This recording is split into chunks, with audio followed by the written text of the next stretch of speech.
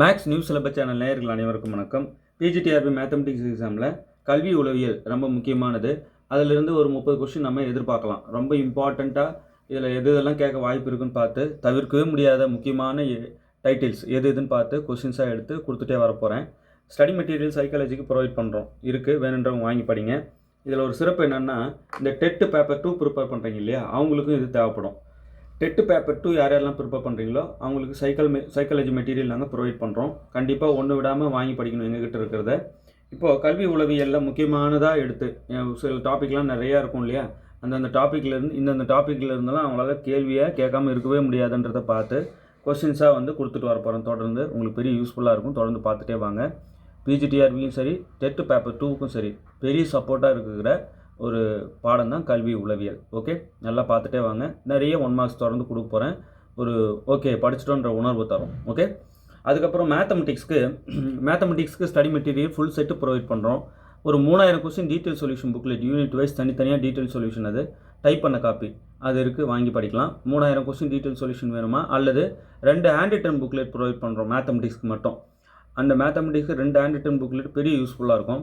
அது previous year question solve பண்ணது. அதில் இருக்கிறதும் நீங்கள் ரொம்ப முக்கியமானது எடுத்து சால்வ் பண்ணது, எளிமையானதெல்லாம் சால்வ் பண்ணலை, ரொம்ப முக்கியமானது புரியலன்றதெல்லாம் எடுத்து சால்வ் பண்ண 2 ஹேண்ட் ரிட்டன் புக்லெட்டும் இருக்குது, வாங்கி படிக்கலாம். எது வேணுமோ வாங்கி படிங்க. சைக்காலஜி மெட்டீரியல் தரீங்களான்னா எஸ் தரோம். டெட்டு பேப்பர் 2 ப்ரிப்பேர் பண்ணுறவங்களுக்கும் பிஜிடிஆர் ப்ரிப்பேர் பண்ணுறவங்களுக்கும் கல்வி உளவியல் சேம் தான். ஓரளவுக்கு எல்லாமே முக்கியமானது வரும். அதை நீங்கள் வாங்கி படிச்சுக்கோங்க. இப்போ நான் கொடுக்குறது ஃபுல்லாகவே பிஜிடிஆர்பி. மெயினாக பிஜிடிஆர்பி ப்ரிப்பேர் பண்ணுறவங்களுக்கு எக்ஸாம் வந்துட்டுருக்கு இல்லையா, இன்னும் ஒரு 30 days கூட இல்லை. ஸோ அவங்களுக்கு பெரிய சப்போர்ட்டாக இருக்கணும்னு தான் இதை கொடுக்குறேன். இது முழுக்க பிஜிடிஆர்பி கண்டென்ட். ஓகே, டெட்டுக்கு படிக்கிறவங்களும் வாங்கி தாராளமாக படிக்கலாம், பேப்பர் 2க்கு. ஓகே, அடுத்து பாருங்கள். இப்போது கல்வி உளவியலில் முக்கியமான ஒரு மதிப்பெண்கள். ஒரு நபர் பொருள் அல்லது யோசனைக்கு நேர்மறையாகவோ எதிர்மறையாகவோ பதிலளிக்க கற்றுக்கொண்ட மனநிலை என்பது டேஷ் ஆகும், மனப்பாங்கு ஆகும். மனப்பாங்குனா என்ன அப்படின்னு புத்தகத்திலே கொடுத்துருக்காங்க, மெட்டீரியல்லையும் கொடுத்துருக்கோம்.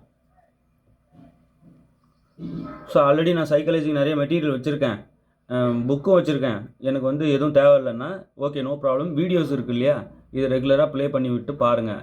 நீங்கள் இதில் இருக்கிறத ப்ராக்டிஸ் பண்ணினே இருக்கணும். ஏன்னா முக்கியமான பாட தலைப்புகள் பார்த்து நான் இதை கொடுத்துட்டு வரேன். உங்களுக்கு தெரிஞ்சதாக இருந்தால் ரொம்ப சந்தோஷம். ஒரு நபர் பொருள் அல்லது யோசனைக்கு நேர்மறையாகவோ எதிர்மறையாகவோ பதிலளிக்க கற்றுக்கொண்ட மனநிலை என்பது மனப்பாங்கு ஆகும். அடுத்தது பாருங்கள். ஒரு குறிப்பிட்ட ஊக்கத்தை குறிக்கோளாக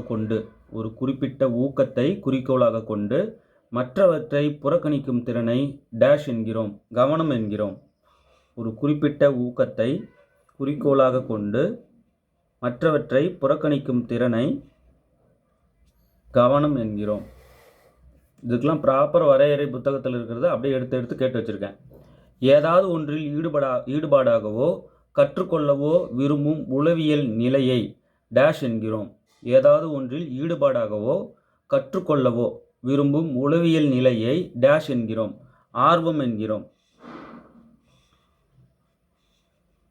ஓகே, ஏதாவது ஒன்றில் ஈடுபாடாகவோ கற்றுக்கொள்ளவோ விரும்பும் உளவியல் நிலையை டேஷ் என்கிறோம், ஆர்வம் என்கிறோம். அடுத்து பாருங்க. கவனம், ஊக்கம் மற்றும் கற்றல் முடிவுகளை மேம்படுத்துவது எது? கவனம், ஊக்கம் மற்றும் கற்றல் முடிவுகளை மேம்படுத்துவது எது? ஆர்வம். கொஷினை படித்த உடனே விடை தெரியணும். கொஞ்சம் கூட ஸ்லாக்னஸ் இருக்கக்கூடாது. அப்படி ப்ராக்டிஸில் இருக்கணும். ஸ்டடி மெட்டீரியல் கொடுத்துருக்கோம், பக்காவாக இருக்கும். நிறைய 1 மார்க்ஸ் இதையும் தாண்டி அதில் நிறைய கொடுத்துருக்கேன். 1 மார்க்ஸ் அதில் உங்களுக்கு பெரிய சப்போர்ட்டாக இருக்கும். சரிங்க சார், ஆல்ரெடி சைக்காலஜிக்கு நிறைய எதனா 1 மார்க் கொடுத்துருக்கீங்களா? எக்கச்சக்கமாக கொடுத்துருக்கேன்.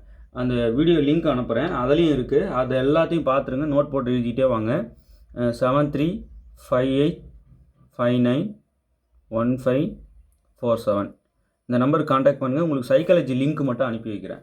அதில் இருக்கிறது இது எல்லாம் ஒரு அடி அடிச்சிட்டிங்கன்னா அடேங்கப்பா, மேக்ஸை விட நம்ம இதில் தான் நல்லா ஸ்ட்ராங்காக இருக்கிறோன்ற உணர்வு தரும். அந்த அளவுக்கு பெரிய சப்போர்ட்டாக இருக்கும் இது. ஸோ நான் கொடுத்த இந்த லிங்க்கில், சைக்காலஜி லிங்க்கில் இருக்கிற எல்லாத்தையும் தனியாக நோட் போட்டு எழுதிட்டே வாங்க, இல்லை மெட்டீரியல்லாம் வாங்கி படிங்க. ஓகே, எது சூழ்நிலைக்கு ஏற்ற மாதிரி பண்ணிக்கோங்க.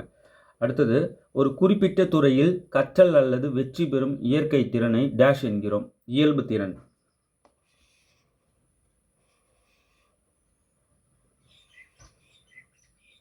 ஒரு குறிப்பிட்ட துறையில் கற்றல் அல்லது வெற்றி பெறும் இயற்கை திறனை இயல்பு திறன் என்கிறோம்.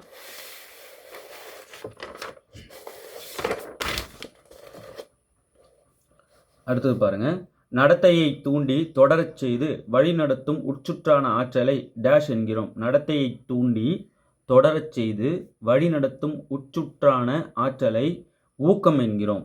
ஊக்கம்.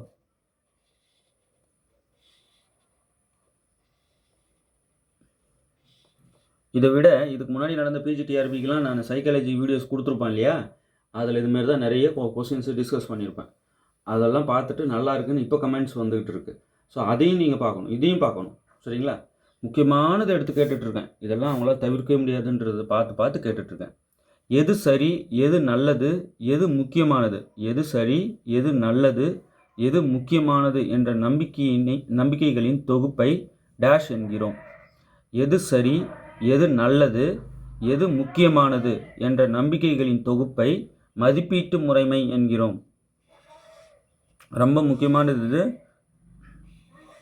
இதில் எந்த கேள்வியும் விடக்கூடாது. பல தடவை நீங்கள் ப்ராக்டிஸ் பண்ணிக்கணும். எது சரி, எது நல்லது, எது முக்கியமானது என்ற நம்பிக்கைகளின் தொகுப்பை மதிப்பீட்டு முறைமை என்கிறோம்.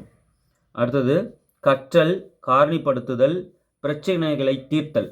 கற்றல், காரணப்படுத்துதல், பிரச்சனைகளை தீர்த்தல் மற்றும் புதிய சூழ்நிலைகளுக்கு தாவும் திறனை டேஷ் என்கிறோம். நுண்ணறிவு.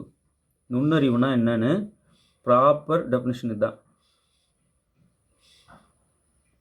கற்றல், காரணப்படுத்துதல், பிரச்சனைகளை தீர்த்தல் மற்றும் புதிய சூழல்களுக்கு தழுவும் திறனை டேஷ் என்கிறோம். நுண்ணறிவு என்கிறோம்.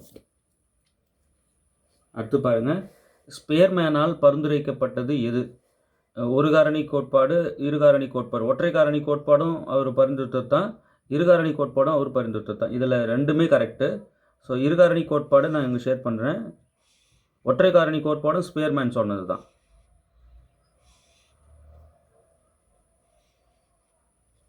இதுவும் தான் கரெக்ட். ரைட்.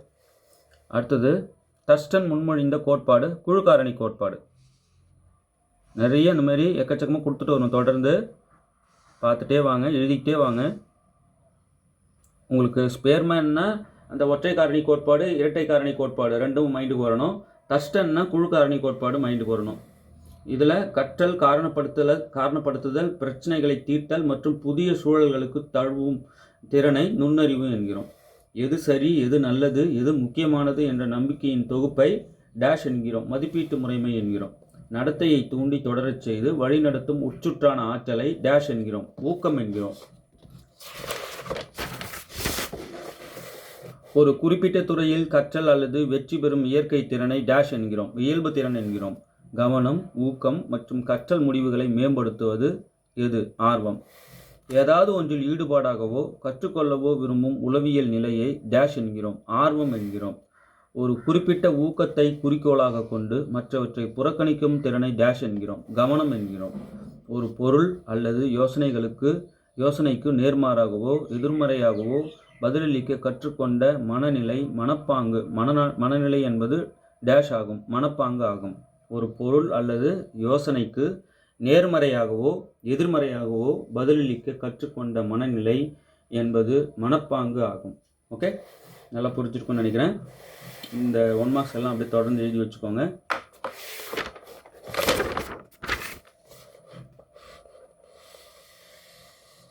இன்னும் நிறைய கொடுப்பேன், தொடர்ந்து வாட்ச் பண்ணிகிட்டே வாங்க. ஓகே, ஸோ எந்த விதமான ஸ்டடி மெட்டீரியல், சைக்காலஜி வேணுமா அல்லது மேக்ஸ் வேணுமா, இது 2 தான் ப்ரொவைட் பண்ணுறோம். வேணுன்றவங்க 7358591547 இந்த நம்பருக்கு காண்டாக்ட் பண்ணுங்கள். உங்களுக்கு நாங்கள் அனுப்பி வைக்கிறோம். நல்லா படிக்கலாம். ஓகே, எக்ஸாம்ஸ் நெருங்கிட்டு இருக்கு. அதிகப்படியான நேரத்தை ஒதுக்கி தேர்வுக்கு படிங்க. தேர்வில் வெற்றி பெற வாழ்த்துக்கள். தேங்க்யூ.